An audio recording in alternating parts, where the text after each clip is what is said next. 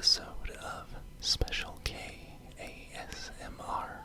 I am your host, Special K, and today we are going to be looking through a portion of my album collection, and within this collection is some fun stuff, obviously stuff I really like, some of my absolute favorites, and some of the all-time greats. So, without further ado, let's get started. So, first we have Dio, Holy Diver. This is one of the most iconic rock and roll and metal albums of all time, with Ronnie James Dio obviously on vocals. Just absolutely amazing. Next up we have Chicken Foot. Now this is slightly more recent. It has Sammy Hagar on vocals, Michael Anthony on bass, so basically the old rhythm section of my favorite era of Van Halen, as you guys will come to find out later in this collection. Joe Satriani on guitar, and Chad Smith, the drummer for the Red Hot Chili Peppers. And may I just say, these guys smoke. They are amazing. Highly recommend this. Next we have Jethro Tull, Thick as a Brick. And what really can be said about Jethro Tull that hasn't been said yet? I mean, these guys, they were proggy. They were one of the only rock bands to include a flute and make the flute cool. And I thought that this album cover was really cool because if you look inside, it's actually dressed as a newspaper. And I just have a deep appreciation for album covers that go the extra mile to kind of, make the sleeves interesting and fun. So definitely recommend this. Next up we have Styx, The Grand Illusion. Now this is one of my favorites. It has, The Grand Illusion, Fooling Yourself, Come Sail Away, which was Styx's big song. Yeah, this is just one of the absolute classic albums. That one just here's another thing I want to give a shout out to is the interesting and abstract album art. You don't really see stuff like this too often these days, so definitely nice. Let's see, what do we have next? Humble Pie performance, Rockin' the Fillmore. Now this is a live album.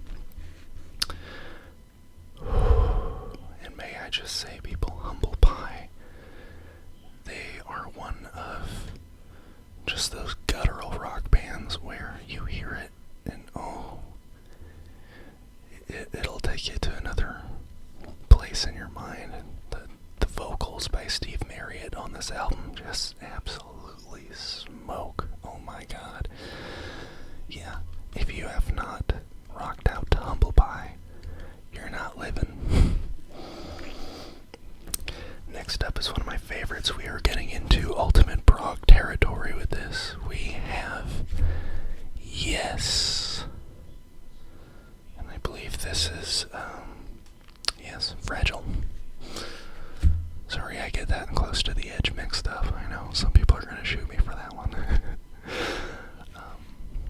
But yes, this is the one, people. This is the one with Roundabout.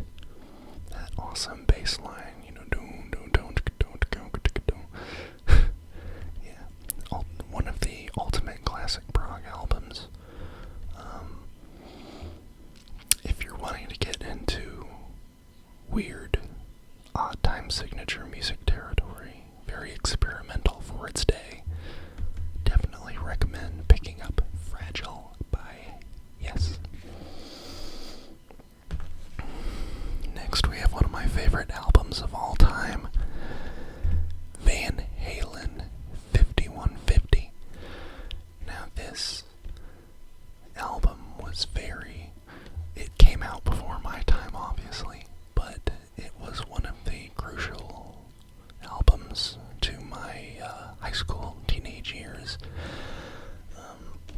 This was the very first album that featured Sammy Hagar on vocals, and I have to say, this was a game changer for Van Halen, and in a positive way, I think. I know the David Lee Roth stuff is the more iconic Van Halen, but in terms of songwriting and vocal ability, this is the stuff. Highly recommend. Now this one's a little weird. I don't know how big this one was. This is HSAS, Through the Fire. Now this features, once again, Sammy Hagar on lead vocals and Neil Schon, the guitar player from Journey. They teamed up with, I'm not too familiar with these other two, but the songs on this album were absolutely phenomenal. I don't know. I think this is the only album they made, but man, they made it count. Next, we gotta give it up to some of the ladies of rock and roll. Heart, Dreamboat Annie. I used to have this hairstyle back in high school. People mistaked me for Ann Wilson a couple of times. Which I'm not complaining, she's hot. Now, and they are very talented. These two created some of the best songs of rock and roll. And definitely showed the world that rock and roll needed a lady's touch. Yeah, I love this album. Magic Man, Crazy on You. What more can you say about this awesome album? Alright, next we have the Talking Heads, Little Creatures. This is just the Talking Heads in general. They are a very weird group. But they definitely pull you in, as weird as they are, and that has to count for something. Next, ladies and gentlemen, we are getting to my favorite band of all time. Rush. Power Windows. I might do a whole separate video on Rush and the impact that they had on my life. This is another album that was very big for me personally in my high school, adolescent years. Just this band spoke to me, both musically and lyrically, louder than any other bands that I've ever come across. This is definitely a product of its time. This was the mid-'80s, and you can really hear it, very keyboard heavy. And a lot of people, they kind of trash the 80s Rush because it's not, the classic rock and roll sound. But that's fine. Like, they had different periods, and that is what made them so interesting. So, Power Windows, awesome. Now we have my favorite Rush album, Signals, from 1982. This has the songs Subdivisions and New World Man. And I think those two were the biggest hits off the album. So if you've ever heard anything from this album, it was probably one of those two. So we're getting into a Rush live album. was Rush's first live album recorded at Massey Hall in Toronto, Canada. And this was just pure, raw rock and roll for them. They obviously had some prog elements at this time. I believe this was on the 2112 tour, yeah, because they didn't have this symbol up until 2112. Yes, very, very awesome album. Now we have Rush, A Farewell to Kings. This album has Closer to the Heart, which was another hit for Rush.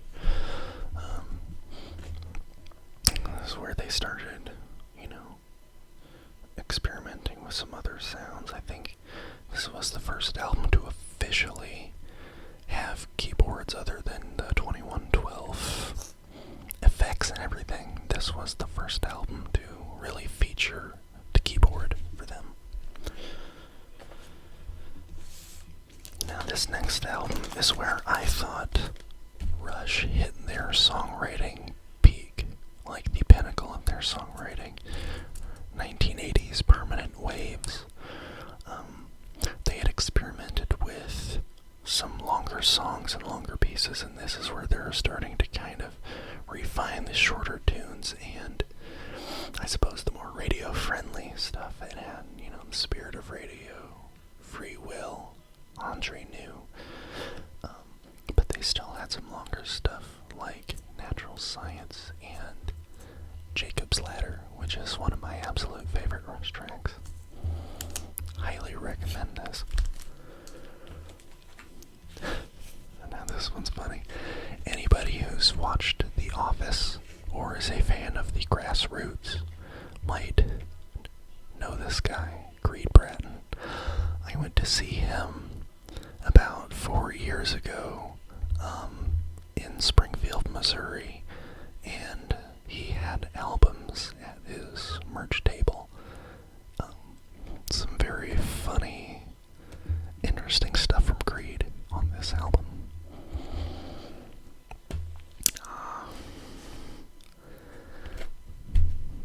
The Beatles. What can you really say about this album? It was damn near perfect, honestly. It's the Beatles. Come on. I can't even begin to elaborate. Here we have my second favorite band, Queen. This was their very first debut album,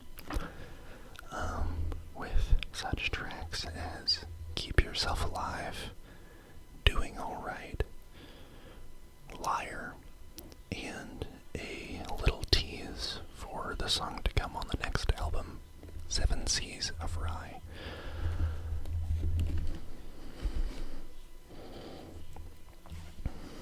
Following up, we have Queen 2. Yes, and this is where they really started to go for the, black and white kind of thing.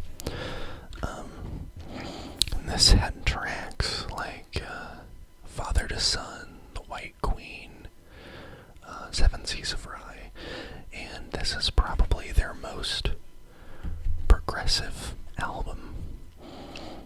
And obviously it has the famous Queen photo. Yes, this is a very interesting album from them. Some of their more obscure stuff on this album, but I absolutely admire that. Let's see. I think we're going to go chronological here. Here's the big one. The big one from Queen. A Night at the Opera. This is the album that has the song on it. You know the one.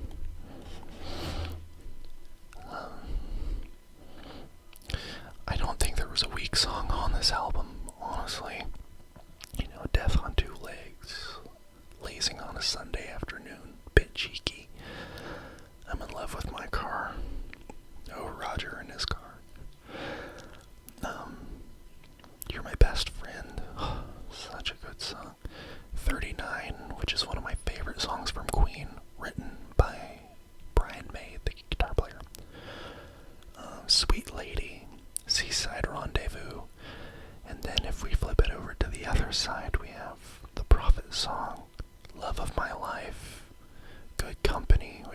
features a killer ukulele part. Bohemian Rhapsody, you know the one. And of course, to finish it all off, God Save the Queen, and may He save them indeed. Next, we have the last Queen album in my collection, Queen News of the World. Now this is where Queen is getting a little punky, This has, the stadium anthem classics, We Will Rock You, and We Are the Champions. This album was very raw for them. It still had some textured harmonies and everything, but as far as the music goes, pretty straightforward. Next we have Roger Daltrey, Under a Raging Moon. Now, you guys will know Roger Daltrey as the lead singer for The Who. And he released this, I believe, in the early 80s, shortly after Keith Moon died. Hence, Under a Raging Moon. And the title track features a very nice tribute to him with some of the coolest rock drumming that I have ever heard. Definitely a big fan of Roger Daltrey's solo work.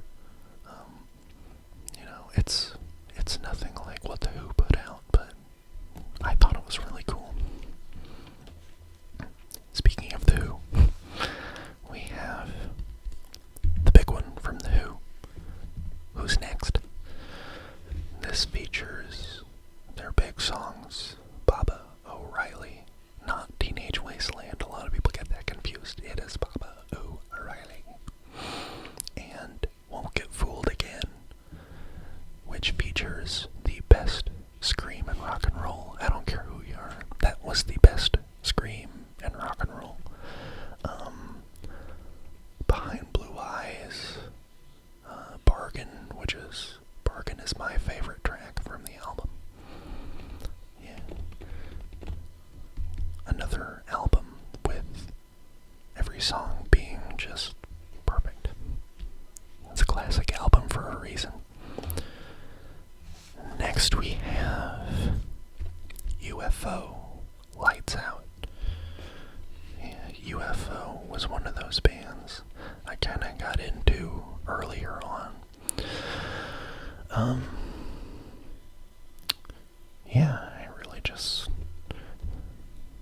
I don't want to say they were straight ahead rock and roll because they kind of branched out a little bit, but this is a really cool album. I definitely recommend checking out UFO. Ooh. Next up we have Supertramp, Breakfast in America. I think this was Supertramp's biggest album too. This has Goodbye Stranger, The Logical Song, and Take the Long Way Home, which features some kick-ass harmonica. Definitely recommend. And just the musicianship and the vocals are so on point with this band. I think they kind of get overlooked a little in the rock and roll world. Definitely an underrated band, I think. Let's see what we have here. Got some Paul McCartney, Band on the Run. Yes, Paul McCartney and the Wings. These guys were absolutely killer. Let's see, we have Band on the Run, Jet, Bluebird, Mrs. Vanderbilt, Let Me Roll It, just hell on wheels. So many iconic songs from this album. And I do want to point out, let's see, where is he? Where is he on this album cover? Here he is. Right there. If anyone recognizes him, that is the actor Christopher Lee. A little fun fact for you right there. Let's see here.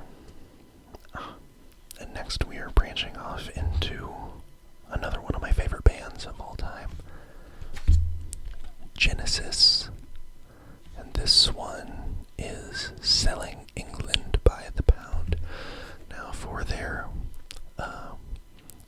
again, they're kind of like Van Halen in the sense, well, this came before Van Halen, but in the sense that they had two iconic lead vocalists, and the fan base kind of got split, because both singers are just so, both eras are just so iconic.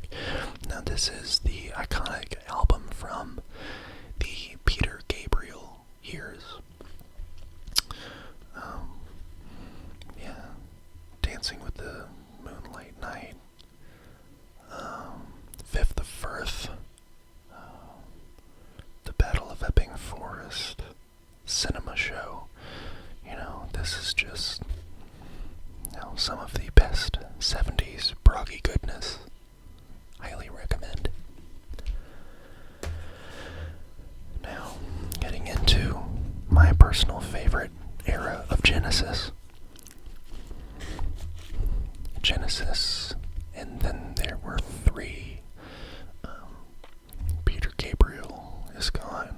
Steve Hackett's gone from the band. It is just Phil Collins, Mike Rutherford, and Tony Banks doing what they does best. You know, follow you, follow me. Everyone's heard that one on the radio at some point. This was an album that just showed Genesis can go on in whatever form, however many people in this band. Definitely the first step into the larger world that will become 80s Genesis. And now for my favorite Genesis album, Duke. This has, you know, Turn It On Again, Misunderstanding, Behind the Lines. Behind the Lines is such a good track. The musicianship is so on point with this album. Next, following up with Duke, we have Abacab. Love this album as well. Let's see, No Reply at All features the brass section from Earth, Wind, and Fire, and definitely gives the song, gives it a little pep in its step. Definitely love this album. You can really see their songwriting coming together. Next we have, it's just called Genesis. I take to calling it Genesis, the Shapes album. Tracks like Mama, That's All, I think That's All was the big one. Home by the Sea, Silver Rainbow. Yeah, this is, you know, it's the transition from Abacab to the big one, which we're getting to next. But yeah, definitely some solid tracks on this one. Not my favorite of the Phil Collins era, but it's all good. Next, Genesis, Invisible Touch, 1986. This was the big one. This was the big era for Genesis. You know, Invisible Touch, Tonight, Tonight, Tonight, Land of Confusion. If you have not seen the music video for Land of Confusion, it's a bit of a fever dream, people. I recommend it.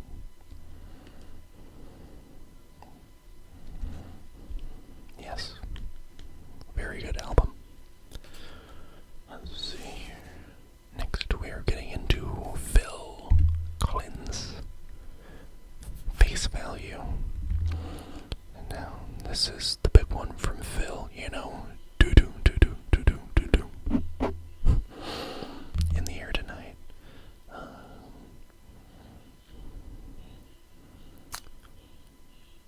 Yeah, just another one of those iconic 80s albums that really, the drum sounds on this and the vocal effects really kind of shaped the rest of the 80s sound. This was the precursor to that.